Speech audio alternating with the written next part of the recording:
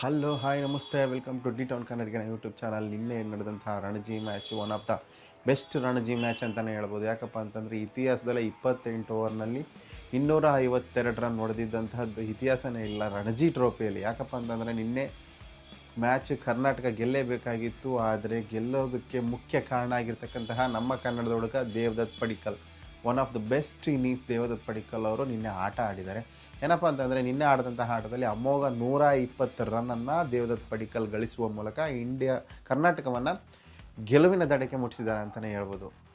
ಇದರ ಮೂಲಕ ಕರ್ನಾಟಕ ಕ್ವಾಲಿಫೈ ಆಗುತ್ತೆ. ಅದೇ ರೀತಿಯಾಗಿ ನೆಕ್ಸ್ಟ್ ಮುಂಬೈನ ಅವರು ಎದುರಿಸಬೇಕಾಗುತ್ತೆ.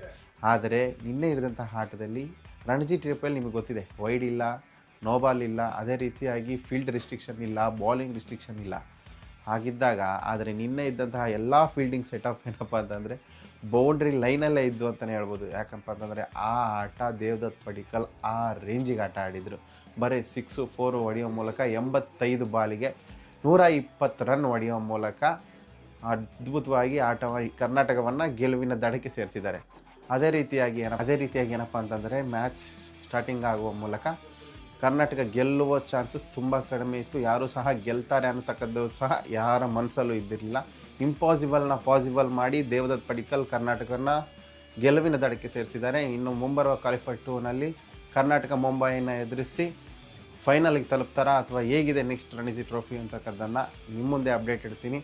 ಅದೇ ರೀತಿ ಇನ್ನೊಂದು ಏನು ಹೇಳಬೇಕಂತಂದರೆ Devdutt Padikkal as a captain ಆಗಿ ಆಡಿದಂತಹ ಮೊದಲ ಮ್ಯಾಚ್ ಇದು. ಮೊದಲನೇ ಮ್ಯಾಚ್ದಲ್ಲೇ ಈ ರೇಂಜಿಗೆ ಅಬ್ಬರ ಮಾಡಿದ್ದು ಕರ್ನಾಟಕಕ್ಕೆ ಸಿಹಿ ಸುದ್ದಿ. ಹಾಗಾಗಿ ತಮ್ಮ ಕೆರಿಯರ್ನ ಇನ್ನಷ್ಟು ಉನ್ನತಕ್ಕೆ ತಗೊಂಡೋದಕ್ಕೆ ಇದೊಂದು ದೊಡ್ಡ ಹೆಜ್ಜೆ ಈಗ ದೇವದತ್ ಪಡಿಕ್ಕಲ್ ಇಟ್ಟಿದ್ದಾರೆ.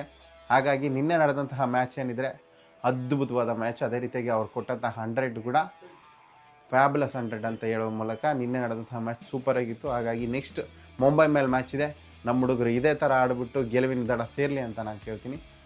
ಇನ್ನೂ ಹೆಚ್ಚಿನ ವಿಡಿಯೋಗಳಿಗಾಗಿ ನೋಡ್ತಾ ಇರಿ ಡಿ ಟೌನ್ ಕನ್ನಡಿಗನ ಯೂಟ್ಯೂಬ್ ಚಾನಲ್. ಬಾಯ್ ಬಾಯ್.